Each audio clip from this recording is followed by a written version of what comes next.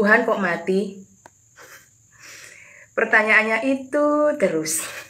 Daripada buat bertanya yang sebenarnya tujuan Anda itu mau ngejek ya, mau mencela, lebih baik membaca dari sumbernya langsung, yaitu dalam kitab suci orang Kristen.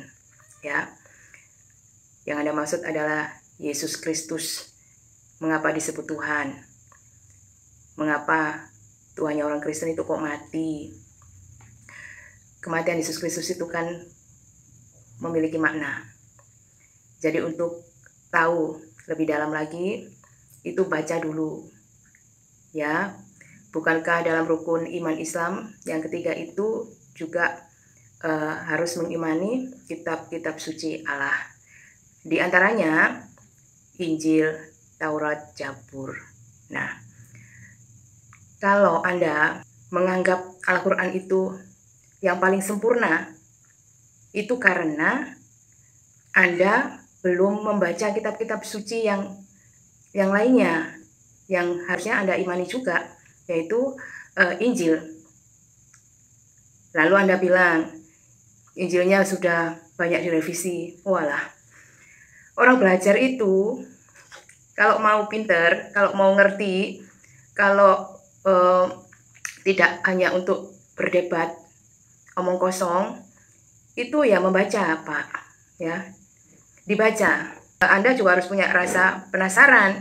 Ini orang Kristen ini, kitabnya ini kayak apa sih? Isinya apa sih memangnya? Sebenarnya apa sih ini? Kenapa kok Yesus Kristus itu disebut Tuhan? Kenapa kok Yesus Kristus yang Tuhan itu kok mati? Padahal di Al-Quran itu Isa atau Yesus Kristus itu tidak mengalami kematian. Berarti bertentangan dengan Quran surat Maryam 33 itu kan ya. Lalu penafsirannya itu kok saya rasa juga tidak tepat ya dalam Islam itu. Jadi Yesus Kristus mengalami kematian, kebangkitan, lalu naik ke surga. Bukan mati selamanya di tanah, tapi hidup lagi, bangkit, lalu kembali ke surga, di mana Tuhan itu berada. Nah, itu adalah gambaran kebangkitan atau kiamat. Kiamat artinya kebangkitan. Ya. Jadi, kalau Anda tidak belajar tentang pribadi Yesus Kristus, siapa Yesus Kristus itu, dan karyanya di bumi, Anda pun akan memahami kiamat itu atau kebangkitan itu ya sedikit saja. Jadi lebih baik membaca, kalau tidak tahu bertanya baik-baik, takut imannya berubah.